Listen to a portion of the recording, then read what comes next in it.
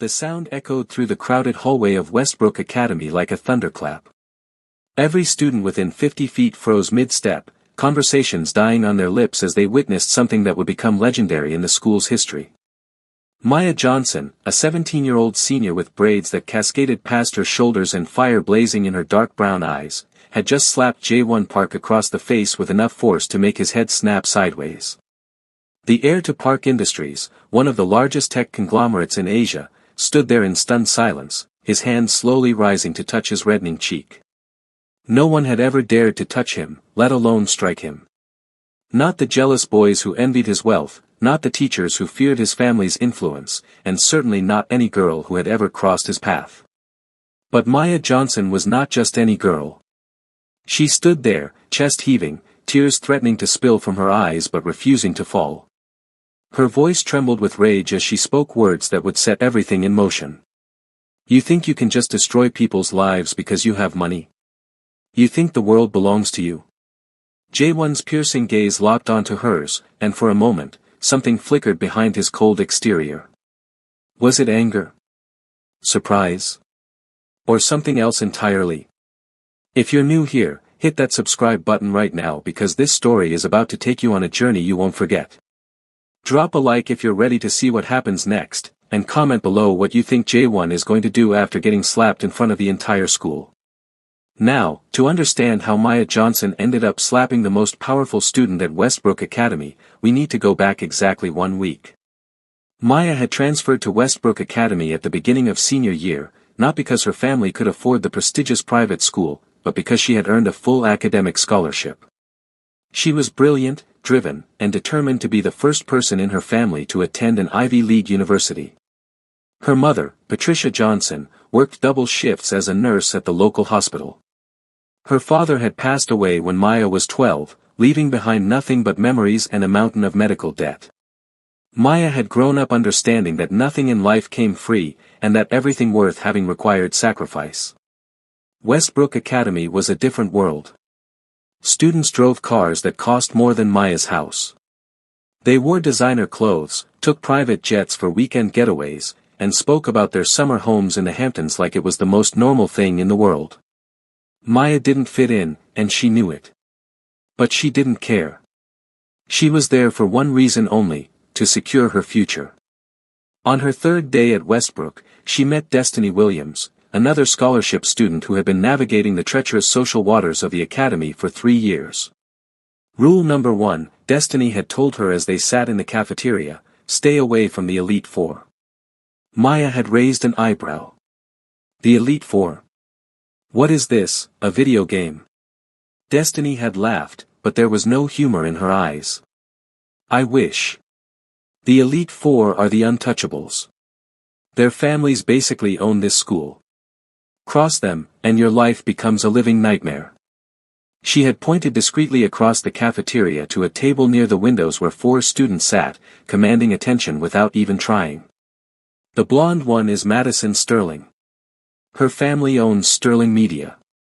Every news outlet you can think of, they control it. The guy with the curly hair is Devin Matthews. His father is a senator, and his mother is a federal judge. The girl next to him is Yuki Tanaka. Her family runs the largest pharmaceutical company in Japan. Maya's eyes had drifted to the 4th member of the group, a tall young man with jet black hair and features so striking they seemed almost unreal. He sat slightly apart from the others, scrolling through his phone with an expression of profound boredom. And him? Destiny's voice had dropped to barely a whisper. That's Jae-won Park. His family owns Park Industries. They're worth billions. He's been groomed to take over the company since he was a child. He's also the most dangerous one of them all. Maya had studied him for a moment. Dangerous how? He doesn't get angry.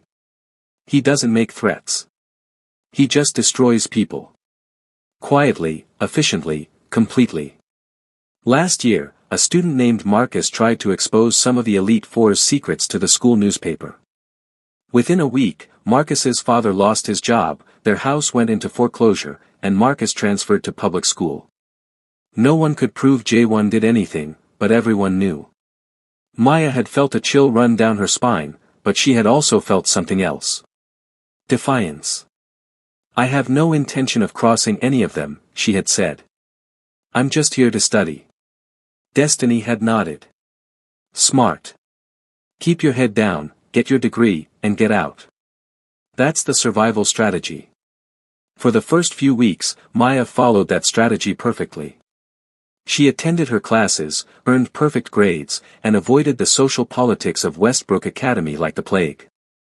She ate lunch with Destiny and a few other scholarship students, stayed late in the library to study, and went home on the bus while everyone else drove their luxury vehicles. But fate, it seemed, had other plans. It started with a group project in advanced literature. Ms. Patterson, the teacher, had randomly assigned partners, and Maya found herself paired with Devin Matthews. Devin wasn't the worst of the Elite Four.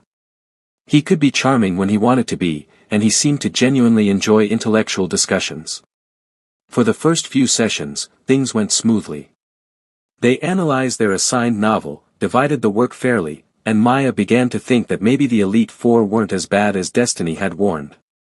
Then came the night that changed everything. Maya had stayed late at school to use the library's computers for research. Her laptop had broken the week before, and she couldn't afford to fix it. As she walked through the empty hallways toward the exit, she heard voices coming from one of the classrooms. She should have kept walking. She should have minded her own business. But something in the tone of those voices made her stop. She crept closer to the partially open door and peered inside. Devin Matthews was there, along with Madison and Yuki. Standing in front of them, looking terrified, was Destiny. "I already told you," Destiny was saying, her voice shaking. "I didn't see anything. I don't know anything." Madison laughed, a cold, cruel sound. "We know you were in the East Wing last Friday. We know you saw what happened." "I was just looking for my phone," Destiny pleaded. "I dropped it earlier and I was trying to find it. I didn't see anything, I swear." Devin stepped closer to Destiny, his charming facade completely gone. "Here's the thing, Destiny. We can't take that risk. You understand, don't you? We need to make sure you stay quiet."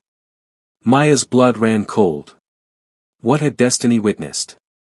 What were they trying to hide? Yuki pulled out her phone and began scrolling. "It would be such a shame if your scholarship was revoked. I'm sure the board would be very interested to know about the discrepancies in your application." Destiny's face went pale. "There are no discrepancies. Everything on my application is true." "True can be such a relative term," Madison said with a smile. "Documents can be altered. Witnesses can be persuaded. By the time we're done, not even your own mother will believe you." Maya had seen enough. She pushed the door open and stepped inside. "Leave her alone." The three elite members turned to look at her with expressions ranging from surprise to amusement. Well, Madison said. "The new scholarship girl. Maya, isn't it?" "I said leave her alone." Devin shook his head slowly. "You don't want to get involved in this. Trust me. Walk away now, and we'll pretend this never happened." Maya stood her ground. "I'm not going anywhere without Destiny." Destiny's eyes were wide with fear. "Maya, please, just go. You don't understand what they can do." "I understand perfectly," Maya said.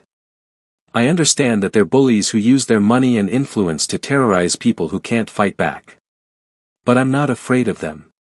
Madison laughed again. "Oh, honey. You should be." She pulled out her phone and dialed a number. "J1. We have a situation in room 214. You might want to come handle this." Maya's heart pounded in her chest, but she refused to let her fear show. She had grown up in a neighborhood where showing weakness could get you hurt. She had faced down gang members and drug dealers and people who carried weapons. She was not going to be intimidated by a bunch of rich kids. 3 minutes later, J1 Park walked into the room. He took in the scene with a single glance. His expression revealed nothing. "What's going on here?" Madison gestured toward Maya. The new scholarship girl thinks she's a hero. She's interfering with our conversation with Destiny. Jaewon's eyes moved to Maya, studying her with an intensity that made her want to look away. But she held his gaze, refusing to back down. "You're Maya Johnson," he said. It wasn't a question. "And you're Jaewon Park. Now that we've established names, maybe you can tell your friends to stop threatening my friend." A flicker of something crossed Jaewon's face. Surprise, maybe. Or interest. Threatening? He looked at the others. "Were you threatening her?" Devon shrugged. "We were just having a conversation." Jaewon turned back to Maya. "It seems like there's been a misunderstanding. Why don't you take Destiny and leave? We'll forget this happened." Maya shook her head. "It's not that simple. Whatever Destiny saw, whatever you're trying to cover up, I want to know what it is." Madison hissed. "Who do you think you are?" "I think I'm someone who recognizes a cover-up when I see one. And I think whatever you're hiding must be pretty serious if you're willing to destroy someone's life to keep it secret." Jaewon's expression hardened. "You're making a mistake." "Maybe. But I'd rather make a mistake standing up for what's right than play it safe and let innocent people get hurt." The tension in the room was suffocating. Maya could feel Destiny trembling beside her. She could see the barely contained fury in Madison's eyes and the calculating look in Devon's. But it was Jaewon's reaction that surprised her. He stared at her for a long moment, and then he did something completely unexpected. He smiled. It wasn't a warm smile. It wasn't even a friendly smile. But there was something in it that suggested he found her fascinating rather than infuriating. "I think we're done here," he said. "Let them go." Madison's jaw dropped. "What?" "But she." "I said let them go." The authority in his voice was absolute. Madison and the others stepped back immediately, and Maya grabbed Destiny's arm and pulled her toward the door. As they passed Jaewon, he leaned in close and spoke words meant only for Maya's ears. "This isn't over. I'll be watching you." Maya didn't respond. She just kept walking, her heart racing, knowing that she had just made the most powerful enemy in the school. The next few days were tense. Maya expected retaliation at every turn, but nothing came. No threats, no sabotage, no mysterious problems with her scholarship. It was almost more unnerving than if they had attacked her directly. But she noticed something else. Jaewon was everywhere. In the hallways, in the cafeteria, in the library. Wherever Maya went, he seemed to appear, watching her with those inscrutable dark eyes. "What is he doing?" Destiny asked nervously as they ate lunch on Thursday. "Why is he following you?" "I don't know," Maya admitted. "Maybe he's trying to intimidate me." "Is it working?" Maya considered the question. "No. It's just annoying." What she didn't tell Destiny was that sometimes, when their eyes met across a crowded room, she felt something other than annoyance. Something she couldn't quite name and definitely didn't want to examine too closely. That Friday, everything came to a head. Maya was in the library, working on an essay for her English class, when Jaewon sat down across from her. She looked up, startled. "What do you want?" He leaned back in his chair, studying her with that same intense gaze. "I've been thinking about you, Maya Johnson." "That's creepy." He ignored the comment. "You're different from everyone else at this school. You don't care about money or status or power. You stood up to us even though you knew it could destroy you. Was there a question in there somewhere?" "I'm curious. What drives you? What do you want?" Maya set down her pen. "Why do you care?" "Because you fascinate me. And I'm rarely fascinated by anyone." "Well, I'm flattered, but I have an essay to write. So if you don't mind." "I know about the situation with your scholarship," Jaewon interrupted. "The issue with the funding." Maya froze. Her scholarship was secure. At least, it had been when she last checked. "What are you talking about?" Jaewon's expression remained neutral. The anonymous donor who supplements your scholarship funding has decided to withdraw their support.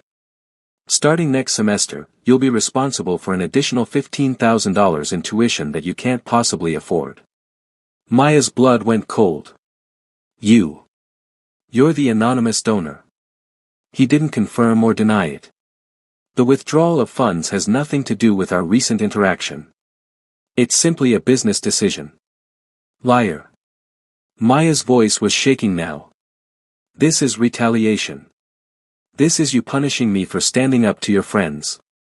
Think what you want. The result is the same. Come next semester, you'll no longer be a student at Westbrook Academy. Something inside Maya snapped. All the fear, all the stress, all the frustration of the past weeks came rushing to the surface. She had worked so hard for this opportunity. She had sacrificed everything. And now this arrogant, entitled billionaire was going to take it all away because she had dared to stand up to him. She stood up so quickly her chair fell backward.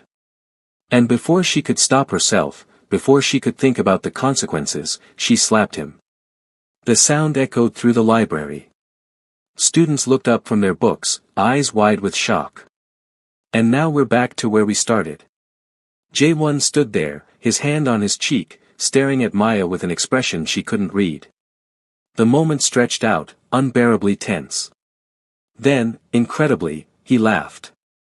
It was a real laugh, full of genuine amusement, and it was so unexpected that Maya took a step back in surprise. You actually slapped me, he said, wonder in his voice. No one has ever slapped me before. Yeah, well, maybe they should have. Maybe then you wouldn't be such a complete jerk. J1's laughter faded, but the smile remained. You know I could destroy you for that. Assault on a student, especially one whose family donates millions to this school, is grounds for immediate expulsion. Maya lifted her chin defiantly. Do what you want. I don't regret it. He studied her for a long moment. Then he said something that changed everything. I'll make you a bet. Maya blinked. A what? A bet. A wager. A challenge. He stepped closer, lowering his voice so only she could hear. If you win, I'll restore your scholarship funding. I'll also leave Destiny alone and make sure my friends do the same. Maya's heart was pounding. And if I lose? If you lose, you'll become my personal assistant for the rest of the school year. You'll do whatever I say, whenever I say it. And you'll attend the spring gala as my date. Maya stared at him. The spring gala was the biggest social event of the year at Westbrook Academy. It was where the elite families showed off their wealth and their perfect children. For Maya to attend as J1's date would be humiliating beyond measure. What's the challenge? She asked, her voice barely above a whisper. J1's smile widened. You have 1 month. In that time, you have to make me fall in love with you.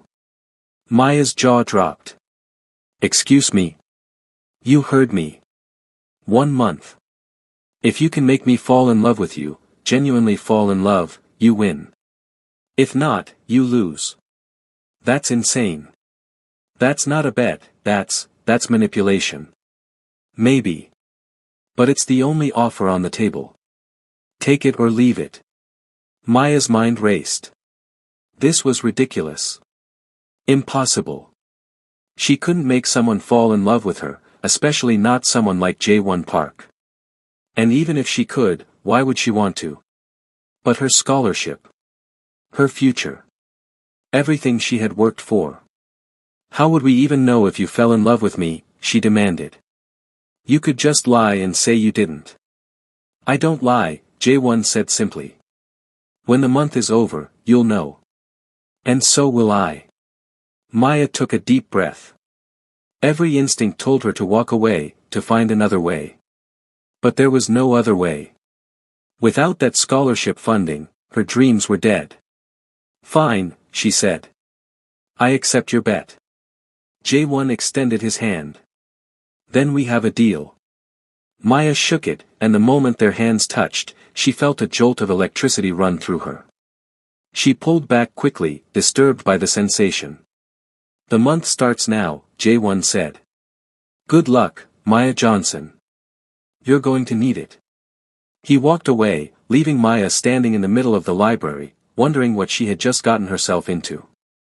The first week of the bet was a disaster. Maya had no idea how to make someone fall in love with her. She had dated a few boys in her old neighborhood, but nothing serious. Romance had always taken a back seat to her academic goals. She tried the obvious approaches. She was nice to him when she saw him in the hallways. She complimented his clothes, his intelligence, his leadership skills. But Jae-won saw through every attempt, responding with amused skepticism. You don't have to pretend to like me, he said one day as they crossed paths near the courtyard. This bet isn't about flattery. It's about authenticity. Then what is it about? Maya demanded in frustration. Jae-won considered the question. It's about showing me who you really are. It's about making me see something in you that I've never seen in anyone else. That's not helpful. I didn't say I would make it easy. If you're still watching, you're the real MVP. Hit that subscribe button if you haven't already, because trust me, you don't want to miss what happens next. Comment down below, do you think Maya can actually win this bet? As the days passed, something unexpected began to happen. In trying to make Jae-won fall for her, Maya found herself learning more about him than she ever expected. She learned that despite his cold exterior, Jae-won was incredibly intelligent and well-read. She discovered that he spoke 5 languages fluently and played the piano with the skill of a concert virtuoso. She found out that his father was a demanding, critical man who had never once told his son he was proud of him. One afternoon, Maya stumbled upon Jae-won sitting alone in an empty music room, playing a hauntingly beautiful melody on the piano.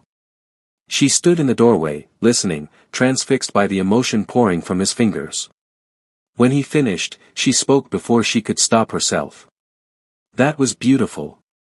What piece is it? Jae-won didn't turn around. It's not a piece. I composed it myself. You write music? Sometimes. When I need to express things I can't say out loud. Maya walked into the room and sat down on the bench beside him. What can't you say out loud? He was quiet for a long moment. Then, finally, he turned to look at her. And for the first time, Maya saw something vulnerable in his eyes. That I'm tired, he said. Tired of being what everyone expects me to be. Tired of living a life that was chosen for me before I was even born. Tired of feeling like I'm just a placeholder for my father's legacy. Maya didn't know what to say. She had spent so long seeing Jae-won as the enemy, as a symbol of everything she resented about the privileged elite. But in this moment, she saw something else.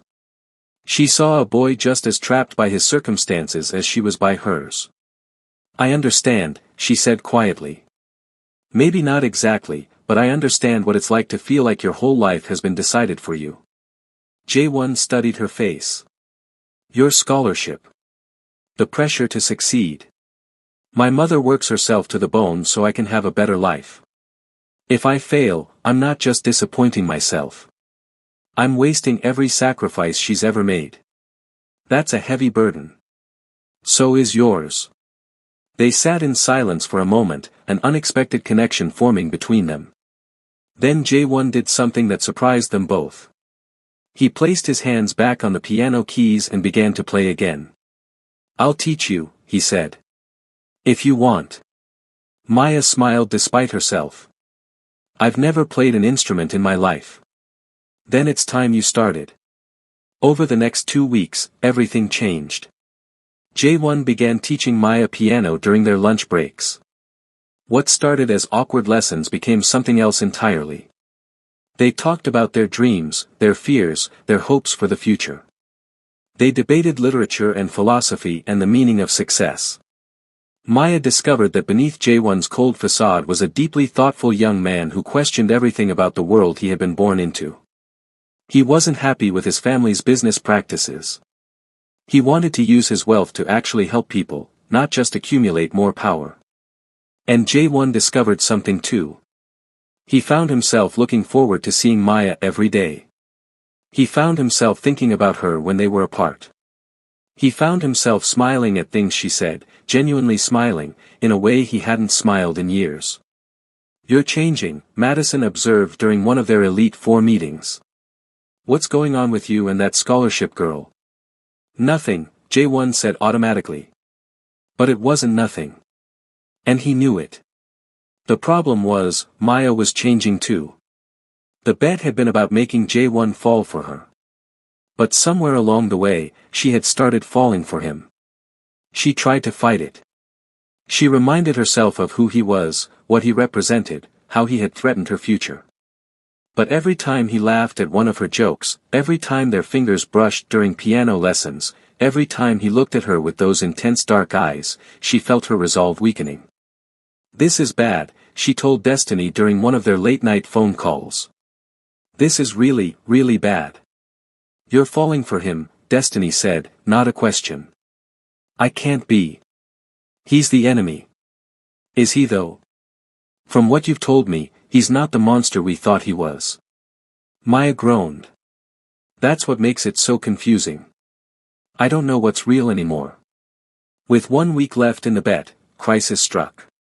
J1's father, Chairman Park, made an unexpected visit to Westbrook Academy. Word spread quickly through the school that the most powerful businessman in Asia was on campus, and everyone was on edge. Maya was studying in the library when she heard a commotion in the hallway. She stepped out to see Chairman Park striding down the corridor, followed by a group of administrators and a deeply uncomfortable-looking J1. Their eyes met for a brief moment, and Maya saw something in J1's expression that made her heart ache. Fear. Resignation. Despair. Later that evening, J1 found her in their usual spot in the music room. "My father has arranged a marriage," he said without preamble. "To the daughter of a business partner. The engagement will be announced at the spring gala." Maya felt like she had been punched in the stomach. "What? I have no choice. It's been planned for years. I always knew this day would come. But the bet. The month isn't over yet." J1 laughed bitterly. "The bet doesn't matter anymore. Nothing matters anymore." Maya stood up and grabbed his arms, forcing him to look at her. "Don't say that. Don't you dare say that. What do you want me to say? That I've fallen for you? That these past few weeks have been the happiest of my life? That for the first time ever, I thought maybe there was another way?" Maya's breath caught in her throat. "Is that true?" J1's eyes shone with emotion he could no longer hide. "Yes. It's all true. You've won the bet, Maya. Congratulations." "I don't care about the bet anymore," Maya whispered. "I care about you. It doesn't matter. Don't you understand? Nothing either of us feels can change what's going to happen." Maya stepped back, her mind racing. "No. I refuse to accept that. There has to be a way." "There isn't. There's always a way." Maya's voice was fierce now. "You told me you wanted to be different from your father. You said you wanted to use your power to help people, to make real change. How can you do that if you won't even fight for yourself?" J1 stared at her, something shifting in his eyes. "You think I'm being a coward? I think you've spent your whole life doing what's expected of you. For once, do what you want." The tension between them was electric. Then, slowly, J1 reached out and took Maya's hand. "What I want," he said quietly, "is you." And then he kissed her. It was the kind of kiss that changes everything. The kind that rewrites futures and destroys careful plans. When they finally pulled apart, both of them were trembling. "What do we do now?" Maya asked. J1's expression hardened with determination. "Now we fight." The week leading up to the spring gala was chaos. J1 confronted his father, refusing to go through with the arranged marriage. Chairman Park was furious, threatening to disown him, to cut him off completely. But J1 stood firm. "I would rather lose everything," he said, "than spend my life living a lie." Word of the confrontation spread through Westbrook Academy like wildfire. The Elite Four was in disarray. Madison and the others were torn between their loyalty to Jae-won and their fear of his father's retribution. Meanwhile, someone began leaking information to the school newspaper about what Destiny had witnessed weeks ago. It turned out that Devin Matthews had been involved in a cheating scandal that could have gotten him expelled. The Elite Four had been trying to cover it up. The story broke 2 days before the gala, causing a massive scandal. Devin was suspended pending investigation. His father's senatorial campaign was suddenly in jeopardy. The power structure of Westbrook Academy was crumbling. Through it all, Maya and Jae-won stood together. And for the first time in his life, Jae-won discovered what it meant to fight for something real. The night of the spring gala arrived. Maya stood in front of her mirror, wearing a beautiful dress that Jae-won had sent her. She had tried to refuse it, but he had insisted. "You're going to that gala," he had said. "Not as my assistant or my date. As my equal." When she arrived at the event, heads turned. The girl who had slapped Jae-won Park, the scholarship student who had dared to challenge the Elite Four, walked into the most exclusive event of the year like she belonged there. Because she did. Jae-won was waiting for her at the entrance. He looked at her with eyes full of love and pride, and in that moment, Maya knew that everything they had been through was worth it. "My father disowned me this morning," Jae-won said calmly. "I'm no longer the heir to Park Industries." Maya's heart ached for him. "I'm so sorry." "Don't be." He smiled, and it was the most genuine smile she had ever seen from him. "For the first time in my life, I'm free." They walked into the gala together, and the room fell silent. Every eye was on them. The whispers started immediately, but neither Maya nor Jae-won cared. They had each other. And that was enough. As they danced in the center of the ballroom, Jae-won leaned down and whispered in Maya's ear. "You know, you still won the bet. Your scholarship is secure." Maya laughed. "I don't care about the bet anymore." "I know. That's why you won." They smiled at each other, two people from completely different worlds who had found something real in the most unlikely circumstances. The road ahead wouldn't be easy. Jae-won would have to forge his own path without his family's support. Maya would have to navigate a world that wasn't built for people like her. There would be challenges and obstacles and people who didn't want them to succeed. But they would face it all together. Because sometimes, the things that seem like disasters turn out to be blessings. Sometimes, the people who seem like enemies become the ones we can't live without. And sometimes, a single slap can change everything. If you made it to the end of this story, you are absolutely incredible. Make sure you subscribe to the channel if you haven't already, and hit that notification bell so you never miss another story. Drop a like if this video touched your heart, and comment below, do you think Maya and Jae-won will last? I want to hear your thoughts. Thank you for watching, and I'll see you in the next one.